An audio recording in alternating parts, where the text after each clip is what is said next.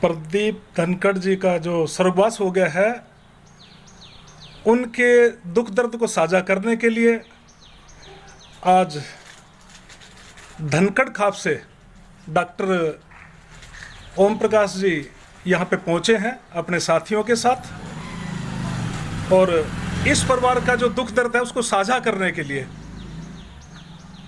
और मैं जानना चाहूँगा डॉक्टर साहब आपसे ही, क्या कहना चाहोगे? आपका एक जो साथी था जो आपके साथ लगातार चल रहा था, कई बार आपका मुलाकात हुई, आपके मतलब कि जना विचार एक दूसरे के साथ आदान प्रदान भी हुए, आज वही आवाज़ आपके बीच में नहीं है, क्या कहना चाहेंगे इस बारे में आप? बड़े दुख की बात है जी। और उन्होंने अपनी सारी लाइफ, हमने तो बड़े आंदोलनों में जी इकट्ठे रहे, इकट्ठा देखा हाँ जी कि एक अपने किसी विशेषज्ञ ने कहा है जी कि सभ्यता का अस्तित्व जी विशेष लोगों पर निर्भर रहता है। हाँ जी अगर इस समाज से जी वो श्रेष्ठ लोग समाप्त हो जाएं, हाँ जी तो स्वर्ग बनी इस धरती को नरक बनते देर नहीं लगेगी।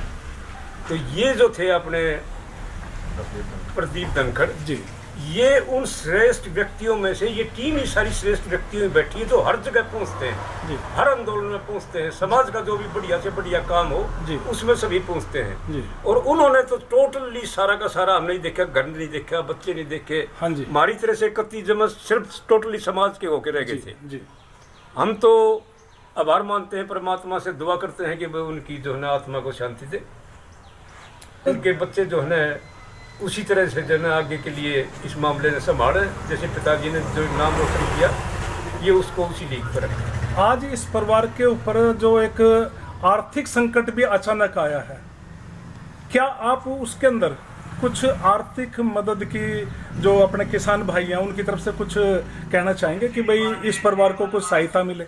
मैं सभी किसान यूनियन, संयुक्त किसान मोर्चा और सभी खापों से जी, और विशेषकर ये जो धनाढ़ हमारी कौम के, हमारे किसान कौम के जो सरदार हैं जी, मैं सभी से प्रार्थना करूंगा कि भाई इस भाई को, इस गरीब परिवार को ज़्यादा से ज़्यादा सहायता करने की कष्ट करें, ताकि और देखा देखी लोग बाग जो है ना इन आंदोलनों में अपना योगदान बढ़ चढ़ के दें। डॉक्टर साहब मैं जानना चाहूँगा, प्रदीप धनखड़ जी आज हमारे बीच में नहीं है, लेकिन उनके जो विचार हैं वो आज भी जिंदा हैं और कल भी जिंदा रहेंगे।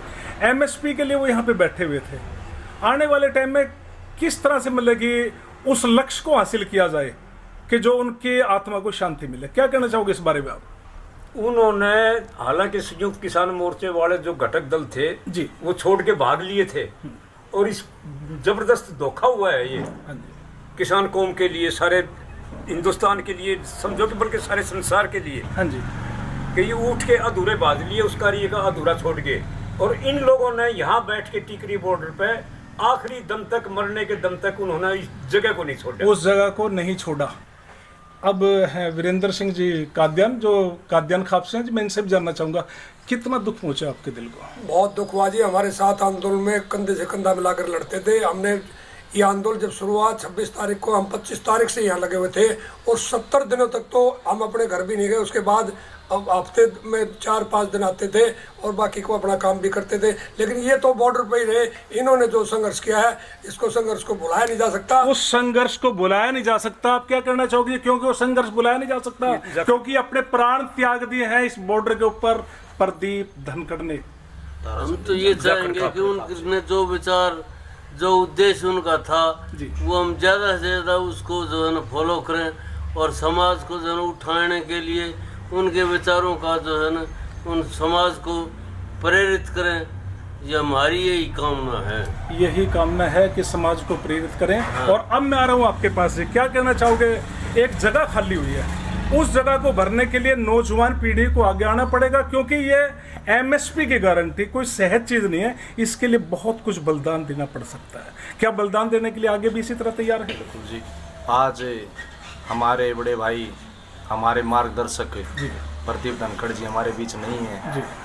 इनकी जगह की पूर्ति तो देखो कोई भी नहीं कर पाएगा। हाँ जी, हाँ जी। लेकिन हमारे युवाओं से एक ही विनती है कि उनके ही दिखाए मार्गदर्शन पर चलते हुए हम अपने किसान कौम की, एक आम आदमी के लिए, हर किसी को चाहिए ये तो क्योंकि जो सरकारें हैं लगातार अनाज को कुछ कॉरपोरेट्स का पर्सनल मैटर बना देना चाहती हैं। अगर किसान को एमएसपी मिलेगा तो किसान के पास पैसा होगा तो मार्केट में भी आएगा। पूरे देश की अर्थव्यवस्था किसान पे निर्भर है, उद्योगों पे नहीं है। लेकिन कुछ सरकारों को कॉरपोरेट के जरिए नहीं समझ आ रहा है, वो उनकी पिट्ठूपना कर रही हैं। उनका पिट्ठूपना कर रहे हैं, क्या कहना चाहोगे शास्त्री जी? इन्होंने कहा कि कुछ लोग पिट्ठूपना कर रहे हैं सरकार का, क्या कहना चाह रहे हो इस बारे में? देखिए सैनी साहब, सबसे पहले तो मैं बताऊं कि प्रदीप धनखड़ से जो सीखने वाली बात है जी, वो ये है कि अपनी लड़ाई को अधूरा ना छोड़े। किसी भी, चाहे आपके हम जब बॉर्डर पे बचे हुए लोग थे तो हमारे सामने से लोग ढोल बजाते, डीजे बजाते, गाने बजाते लोग चले गए, लेकिन फिर वो हमें ये कहते थे कि इनका काम है आना, ढोल बजाना, आना जाना और खाना, ठीक है। लेकिन अभी हमारा उद्देश्य पूरा नहीं हुआ है, एमएसपी गारंटी का कानून नहीं बना है। जो चले गए उनका काम था ढोल बजाना, नाचना गाना। आप क्या कहना चाहोगे? आप क्या करने जा रहे हो आने वाले? देखो, सरव खाप के कोऑर्डिनेटर डॉक्टर ओम प्रकाश धनखड़ की टीम का, खाद्यान्न खाप के प्रधान और जो प्रमुख आए हैं, इनका जिस तरह से इन्होंने शांतवा देह इस परिवार को हमें संभाला है, हम हृदय की गहराइयों से इनका धन्यवाद। और धन्य है वो जननी जिसने प्रदीप धनखड़ जैसा शेर जना, वो परिवार जिसने एक अपना पुत्र बलिदान दिया और बगैर स्वार्थ के, बगैर समझौता के, लेकिन जिस लक्ष्य के लिए वो एमएसपी कानून के लिए लड़ रहे थे, वो आज कहीं ना कहीं खतरे में है, क्योंकि कमेटियों में फिर से नाम भेजे जा रहे हैं। तो उस उद्देश्य पे किसानों को आना पड़ेगा। और अभी थे यहाँ पे धनखड़ खाप से, खाद्यान्न खाप से और अन्य साथी अपना दुख प्रकट करने के लिए आए।